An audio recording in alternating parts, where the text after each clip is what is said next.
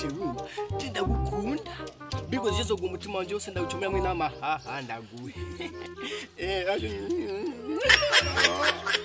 Nawe umbwira ivyo nanje ntarakubwira. Sinzi ndagukunda. Jesi n'umutima gusa ni vyose. Uri mayimoyo. Rara here man. Ugwa n'umushatsi. Imana yakunzaniye. Kuri yarakoze nta nundi Mungu je nkunda atari wowe. Jewe yankuye mu ijuru iramanuka ni wawe bahaga ngaba. Kandi Imana irakundana. Imana irakundana. Gusa nuko hama rero shere. Nukuri tuzoduga je mukuvuga ni Ngozi iwacu urazi kurima. Yo yashera ubwo tuzogenda gusambona abavyeyi kugira ngo ndohebwe none. Sans problème. Ya usiwe na probleme mu Giswahili niko bavuga. Akisi. Rara here man. Mu Giswahili bavuga ngute? Nadije na way. Uyu mujamano wayi. Nugo numuhungu. None wazi ko ndumukobwa. Chérie, qu'est-ce que c'est ici là-bas? Ici là-bas. Ya. Qu'est-ce que c'est ici là-bas? Ninde? Ariko aravuga ngo qu'est-ce que c'est ici là-bas? Ibyo bintu ni biki? Na yararo no musi twazanye indani, sawa? Washaka kugenda ejo uzogaruka. Jesus is Lord. Ntuhakangana tuko turakangana. Sinzi niyo turakangana nanu uyu mujana.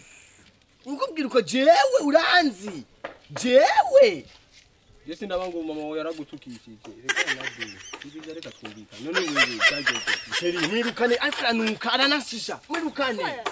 Genda. Ya. Genda. We na date. Reka konda inguna kubarire kwanza. No genda. Sheri jeni kunzira wowe bana. Kuraje. Akambere. Yo. Dekura kwanza. Sheri je ugo sindaruzi sinzi niyo ruvaruza nanye. Nadeje. Nzi yaruza nani? Murazi na. Ni muzi nani? Nani? Sheri rekana nuyo shatwe ibandanyiriza Nani? Genda mutoto agupendi toka wende. Toka wende na wepa. Sheri, nugire sans problème. Mimi ndakupandisha Ngozi. Mimi alimukunje nakupenda ilo vingi. Wangu umeniramira umuceri wanje na Kameme ici là-bas. Kameme. Get right here man. Bravo Sheri.